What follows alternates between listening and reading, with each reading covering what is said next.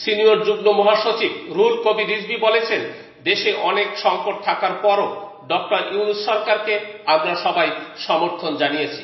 কেননা এই সরকার শেখ হাসিনার সরকারের মতো বিদেশে অর্থ পাচার করবে না। জনগণের সেন্টিমেন্ট বুঝে, জনগণের রায় বুঝে আগামী রমজানের আগে জাতীয় সংসদ নির্বাচনের ব্যবস্থা করতে হবে।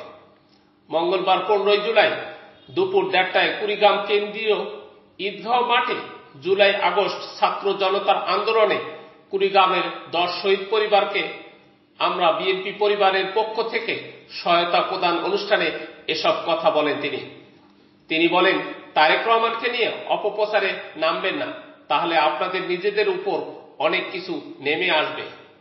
মিটফোর্ড হাসপাতালের সামনে সোহাগ হত্যাকাণ্ডে জড়িতদের শুধু বহিষ্কার নয়, তাদের বিরুদ্ধে মামলা দেওয়া হয়েছে। রিজভী আরো বলেন, জিয়াউর রহমানের অনুকম্পায় দু একটি ইসলামী দল রাজনীতি করার সুযোগ পেয়েছে। এখন আপনারা টার্গেট করেছেন তারেক রহমান ও বিএনপিকে। বুকপিট বলে আপনাদের কিছুই নেই।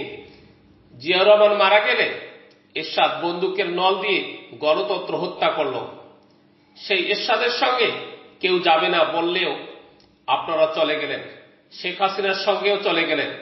সবসময় সুবিধা খুঁজে বেড়ান, সবসময় ধান্দা খুঁজে বেড়ান। আপনারা চলে গেলেও বিএনপি যায় নাই।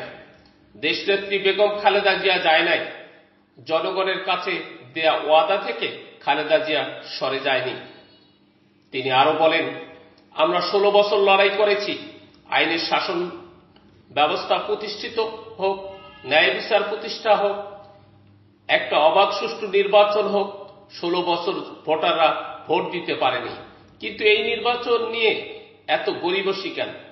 জনগণের সেন্টিমেন্ট বুঝে আগামী রমজানের আগে নির্বাচন দেওয়ার কথা জানান তিনি।